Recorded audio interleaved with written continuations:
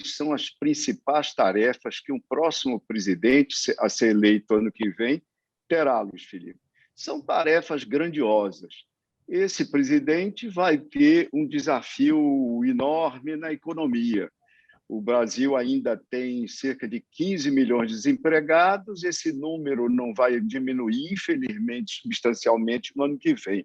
Nós vamos concluir 2021 com uma inflação escapando à meta. Nós vamos ter, a McKinsey já apontou isso no mundo, é verdade também para o Brasil, vários setores que vão sair trôpegos da crise da pandemia, precisando, sobretudo na área de serviços, setor de serviço, no segmento de serviços, precisando de assistência e políticas específicas dos governos. Nós temos que fazer o Brasil enveredar, não é, numa direção séria, responsável, nas políticas de descarbonização.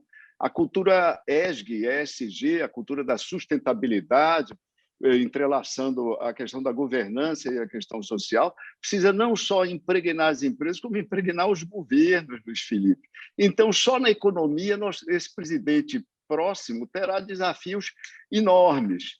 Né? Economia fundamental, é o leito onde corre a boa parte da vida das pessoas, é onde se concretizam, onde se materializam os sonhos. As pessoas casam ou não casam, tiram férias, promovem a educação dos filhos, né? Alimentam seus sonhos e suas expectativas na economia. Por isso que ela é tão importante, inclusive, no momento eleitoral. Mas nós temos outras tarefas. Esse próximo presidente vai ter que recompor a harmonia da relação entre os poderes que se perdeu no Brasil. Hoje, nós não temos harmonia, nós temos conflito entre poderes frequentemente. Esse presidente vai ter que resolver, amainar, superar uma crise entre os entes federativos. Pela primeira vez, nós estamos tendo o poder central, a União, conflitando com os entes subnacionais, Luiz Felipe, com estados e municípios. Essa é uma tarefa que exige grandeza e dimensão desse próximo presidente, que também vai ter como tarefa fazer uma reforma tributária digna desse nome e não esse simples reparo que está sendo levado a cabo no Congresso nesse momento.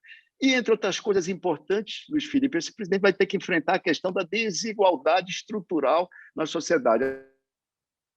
Essa bola de chumbo que se arrasta nos pés do país desde o século XX. Desigualdade de gênero, desigualdade de cor, desigualdades de renda. O Brasil hoje é o país mais desigual do mundo e o nosso índice Gini, o indicador, infelizmente, se elevou 5 pontos desde o início do século.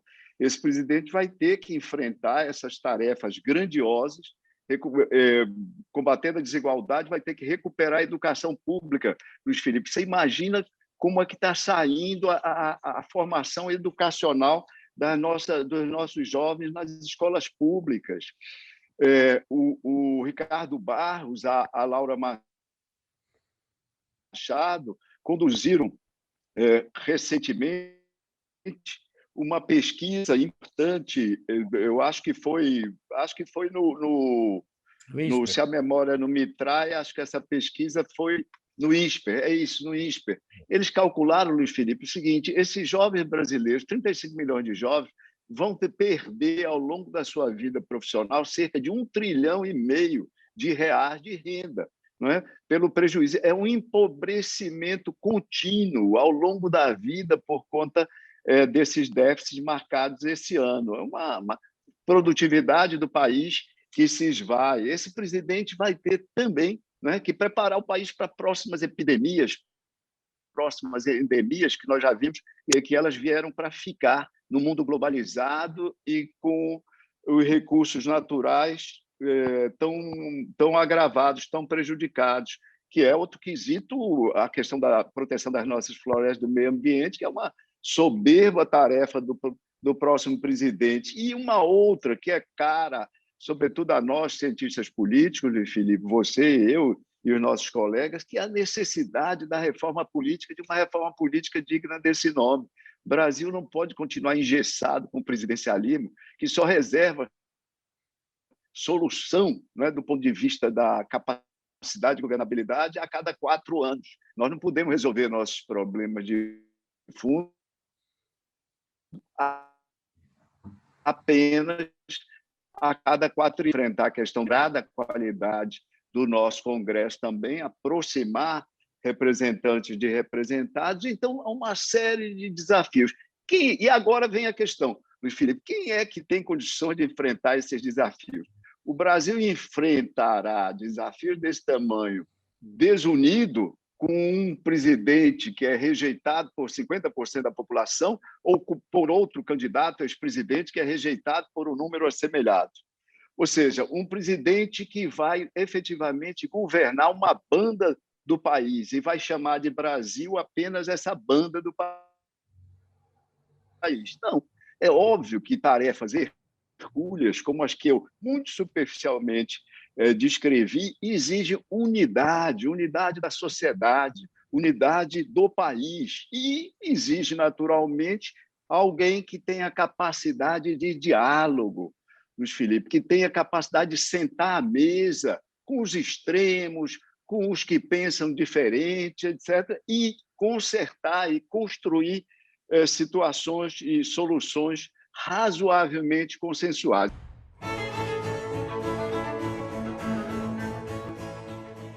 As pesquisas todas, as nossas, as de outros institutos em geral, elas apontam o seguinte: a sociedade brasileira, e isso é diferente de 2018, ela desde 2020, ela substituiu ali a receptividade a outsiders, né, a candidatos que de repente caem quase como uma máquina, né,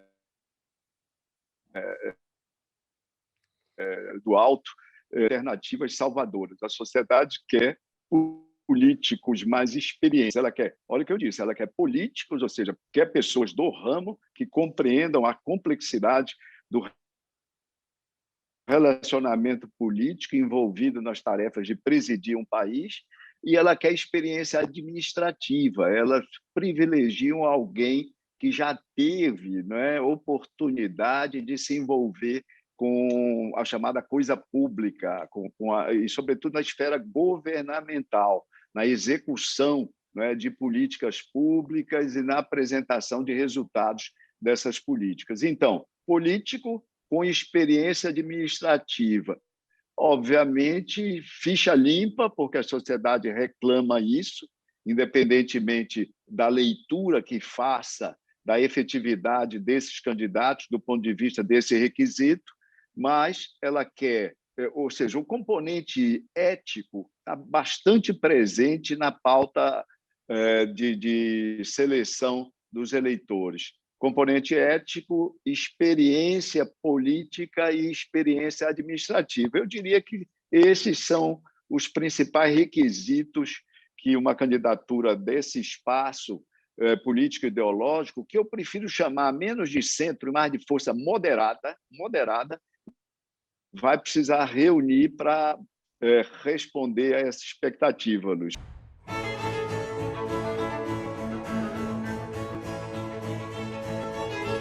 É óbvio que a internet teve um papel importante e terá novamente em 2022. Aliás, como teve na vida toda nossa, e lembrar que a pandemia acelerou a digitalização do mundo em 5 vezes, segundo os especialistas na matéria. Então, um mundo digitalizado significa um Brasil digitalizado,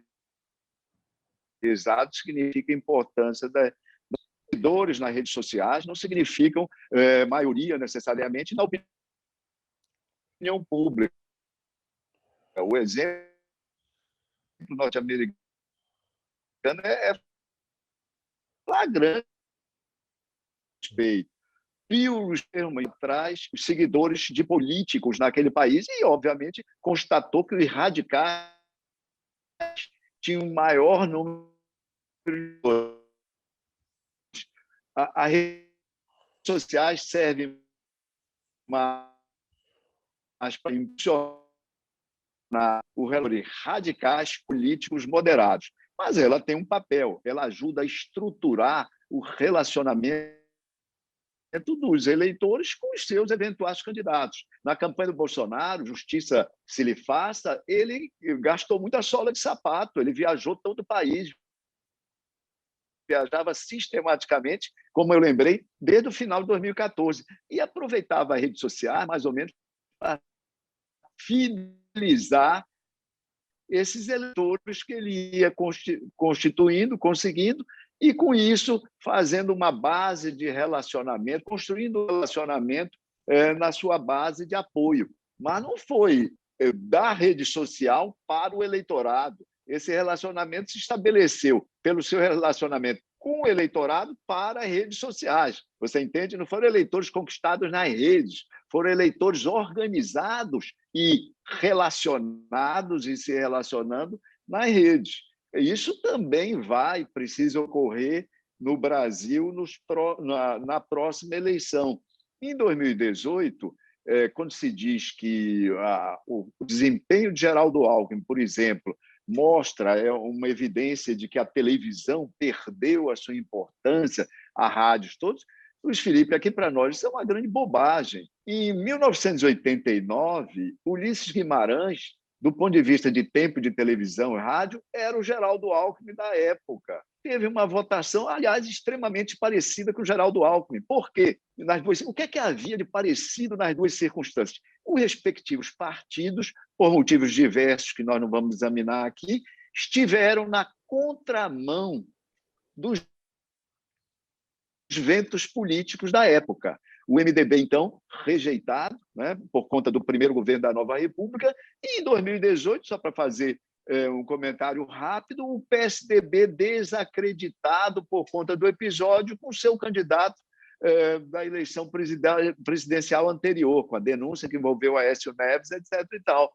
Então, não havia... Se fosse possível, Luiz Felipe, em 2018, alguém fazia a seguinte mágica: Jair Bolsonaro, você não terá redes sociais, só terá tempo de televisão. Geraldo Alckmin, você não terá televisão, só terá redes sociais. O resultado teria sido o mesmo, rigorosamente o mesmo. Televisão não teve nada a ver com o resultado de 2018, como não teve nada a ver em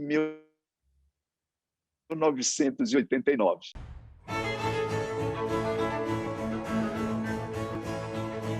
Em primeiro lugar, eu queria fazer um registro sobre alguma coisa que você nos disse há pouco, que é o anúncio da realização do primeiro debate de candidaturas dessa área, desse espectro político-ideológico, candidaturas presidenciais. Isso tem uma extrema importância. Isso é absolutamente novo. Não é? A marca do ineditismo é forte, bastante forte. O Brasil não está acostumado com isso. Aliás, os meios de comunicação no Brasil, Luiz Felipe, fazem uma cobertura bastante lamentável das nossas campanhas eleitorais. Deve-se dizer isso. Eles se transformam frequentemente em prisioneiros, né, da disputa, da corrida de cavalos, das pesquisas eleitorais. Eles passam a fazer a crônica da evolução das pesquisas e, inclusive, procurando justificativas e explanações para os movimentos das pesquisas que nem as próprias pesquisas trazem, que, aliás, é outro capítulo. As pesquisas brasileiras precisam melhorar também, né? Elas têm sido, em certa medida, e a utilização delas pela imprensa e o próprio uso que delas fazem as direções dos institutos têm sido bastante criticáveis. Os meios de comunicação nossos poderiam e deveriam ter uma iniciativa como essa que você está tendo agora com o Estadão. Não há legislação, nenhum impedimento para que as televisões, as emissoras de rádio produzam debates, façam debate. Já deviam estar fazendo isso desde o ano passado. Não há nenhum problema em se ter uma campanha, entre aspas, nesse sentido, porque é simplesmente a exposição das pretensões, dos objetivos dos candidatos, sem dispêndio de recursos, sem nada disso. Não há nenhum problema em se ter isso com bastante antecedência. Isso ajuda a escolha. O processo de escolha, quanto mais tempo o eleitor tenha para fazer essa reflexão, isso é ruim? ou isso é bom? É óbvio que quanto mais tempo será melhor. Os meios de comunicação poderiam, deveriam realizar debates como esse que finalmente e felizmente vai ser realizado. O eleitor, a sociedade só teria a ganhar.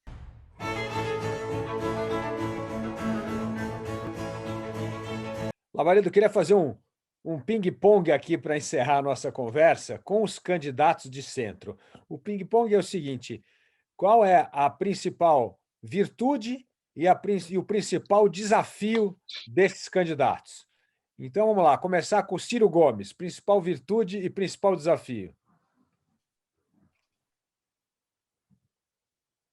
Tenacidade, Ciro, tenacidade, loquacidade, visão de país. Essas são as principais virtudes.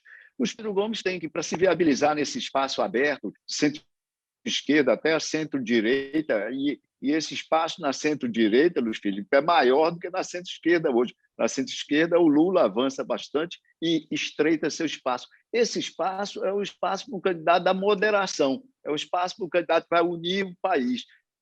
Ciro Gomes tem um desafio de uma capaz de produzir diálogo, conciliação e unir o país. Mandetta, principal virtude e desafio. A principal virtude de Mandetta é a compreensão que ele tem do país e que demonstrou em relação à pandemia.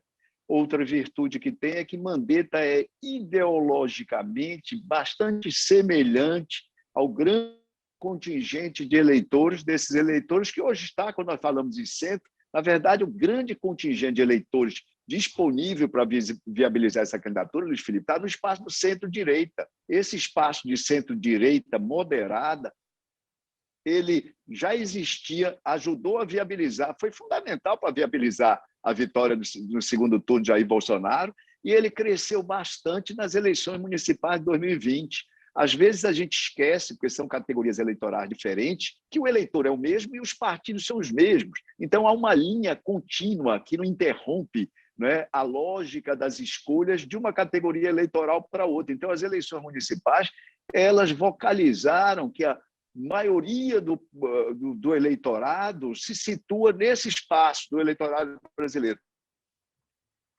do espaço de centro-direita. O Mandetta é bastante semelhante ao eleitor médio desse espaço. Qual é o seu principal desafio? Ser conhecido e, de outro lado, mostrar a capacidade que tem para administrar o país para além dos aspectos que são importantíssimos, contudo, os aspectos sanitários, os aspectos da saúde. Ou seja, é o Mandetta que precisa, como presidenciável, se mostrar além do bom ministro da Saúde que foi. Correto. Eduardo Leite. Eduardo Leite, principal capacidade é essa, ele é dialogal. Eduardo Leite, quando se vê, é dialogal e é moderado. E essas coisas são quase intrínsecas, né? Ou pelo menos com um grau de sinergia absurdo. Dialogal, moderado, extremamente preparado, né? Fez a carreira que vem da administração municipal, foi um gestor consagrado no seu município, isso terminou catapultando eleitoralmente para o governo do Estado, enfrentou temáticas difíceis, como as reformas no Estado do Rio Grande do Sul.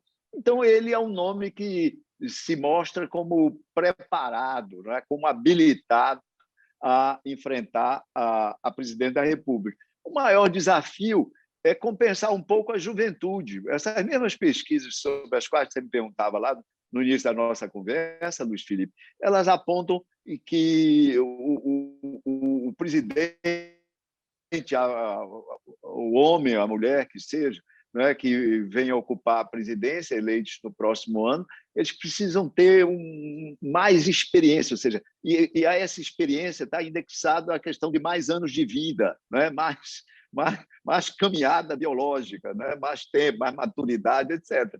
Isso é o que faltaria ao Eduardo Leite, além de se tornar mais conhecido. É o desafio. O governador do Rio Grande do Sul, as populações do Norte, do Nordeste, mesmo do Centro-Oeste, pouco afeitas às questões lá do extremo sul do país e, como tal, não acompanham a política e não têm uma ideia clara sobre a imagem, sobre a figura do governador.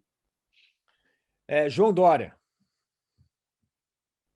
Governador João Dória, governador absolutamente realizador, se mostrou um grande realizador como prefeito, uma capacidade de trabalho inesgotável.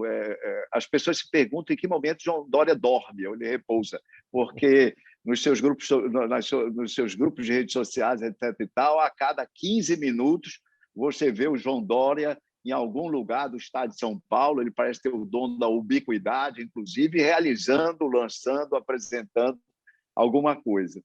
O desafio dele é porque, no momento, ele apresenta, por questões principalmente políticas, um grau de rejeição muito elevado, e lembrar que um candidato precisa sair do seu estado com um grau de apoio, demonstrando um grau de apoio daqueles que mais o conhecem. Quem mais o conhece precisa, naturalmente, é a expectativa do resto do país, que endossá-lo com maior volume, com maior força, com maior peso, né, desse apoio.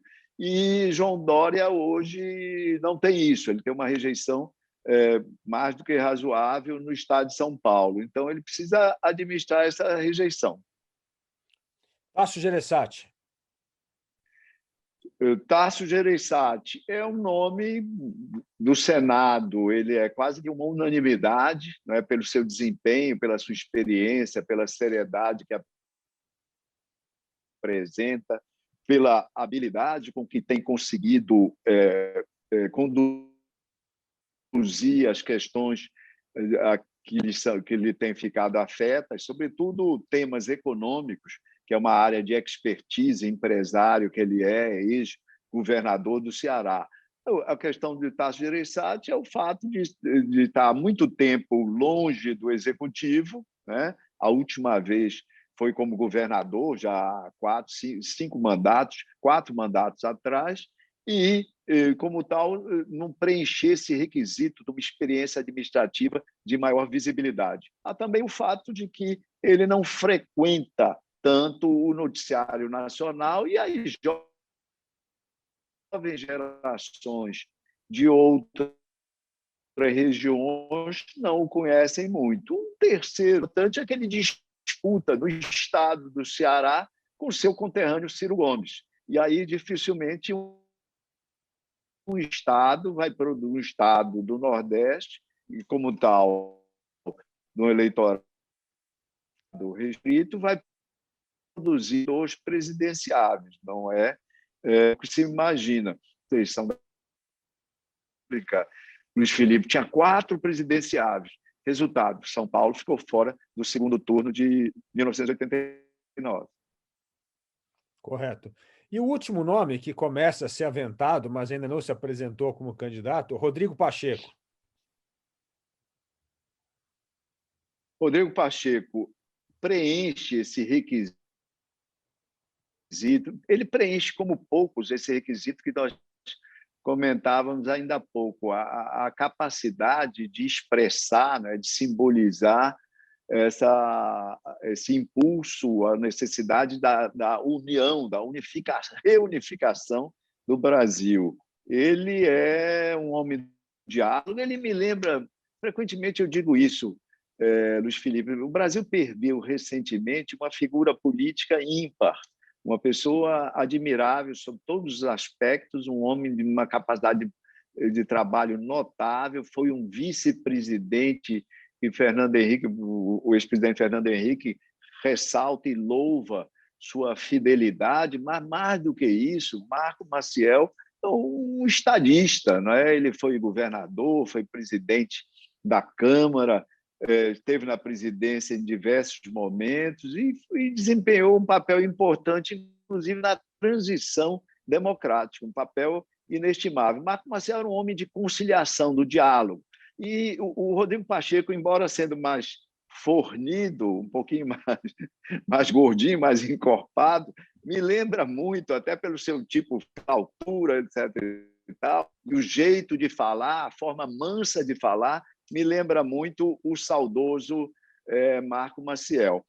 Então, ele tem essa característica, cumpre muito bem esse requisito. Dificuldades dele, grau de conhecimento, que é reduzidíssimo no país, e o fato de que ele preside um poder. Presidente do Senado, presidente do Congresso, um poder que é o poder pior avaliado entre os três. A taxa de avaliação positiva do Congresso é muito baixa hoje, fica em torno de 10%, Luiz Felipe, e a população não consegue perceber, do Congresso ela só consegue perceber as mazelas, né? O poder não tem tido uma comunicação eficiente para mostrar as suas virtudes e o trabalho que efetivamente conduz em benefício do país. Então, aparecem os episódios como do deputado Daniel Silveira, como a deputada carioca acusada da morte do seu marido, coisas assim que chocam a população. Ou aparece também negativamente, em determinados momentos, até o presidente atual, Arthur Lira, que está tentando fazer um trabalho de reformas com velocidade, etc. e tal, mas, às vezes, é caracterizado pela mídia como uma velocidade excessiva, que escapa ao necessário diálogo, à necessária conciliação de interesses, e isso também não ajuda a imagem do Congresso e terminaria sendo um peso para uma candidatura presidencial de Rodrigo Pacheco.